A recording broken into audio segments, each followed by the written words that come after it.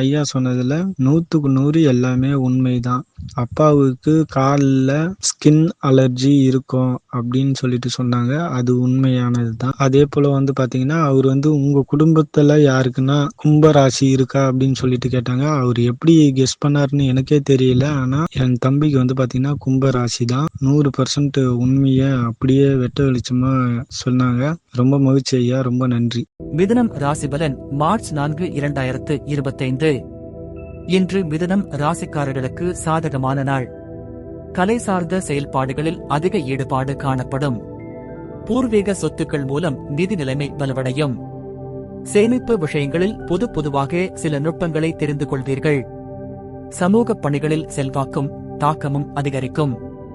புதுவிதமான சிந்தனைகளை செயல்படுத்தும் திறன் இருக்கும்.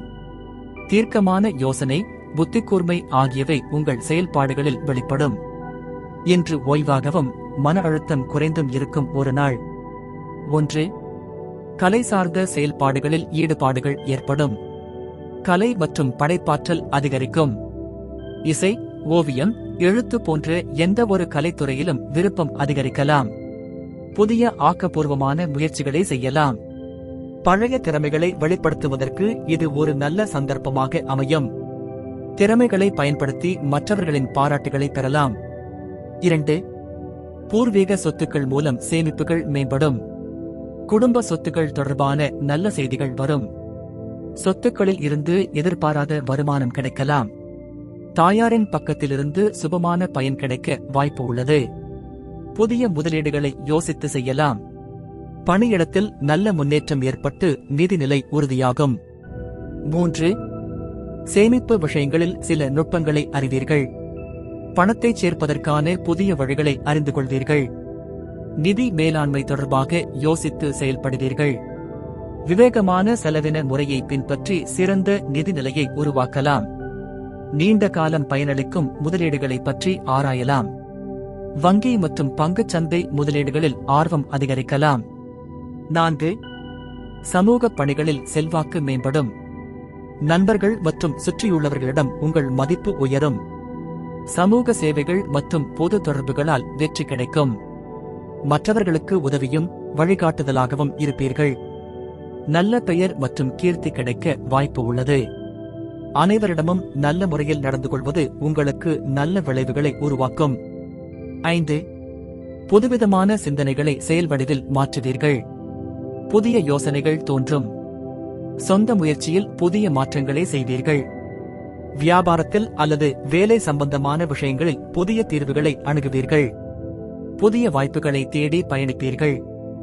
உங்கள் கற்பனை மற்றும் சிந்தனை சக்தி அதிகரிக்கும். 6.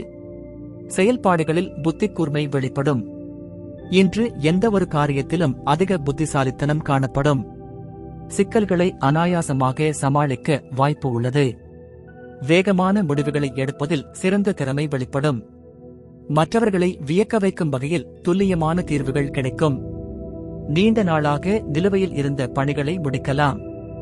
7. ஓய்வு நிறைந்த நாள். தினமும் வரக்கூடிய மன அழுத்தம் குறையும். உடலுக்கு தேவையான ஓய்வை எடுத்துக் கொள்ளலாம். குடும்பத்தினருடன் நேரம் செலவிட்டு மகிழலாம். உடல் ஆரோக்கியத்தை பாதுகாக்க தேவையான நடவடிக்கைகளை மேற்கொள்ளலாம்.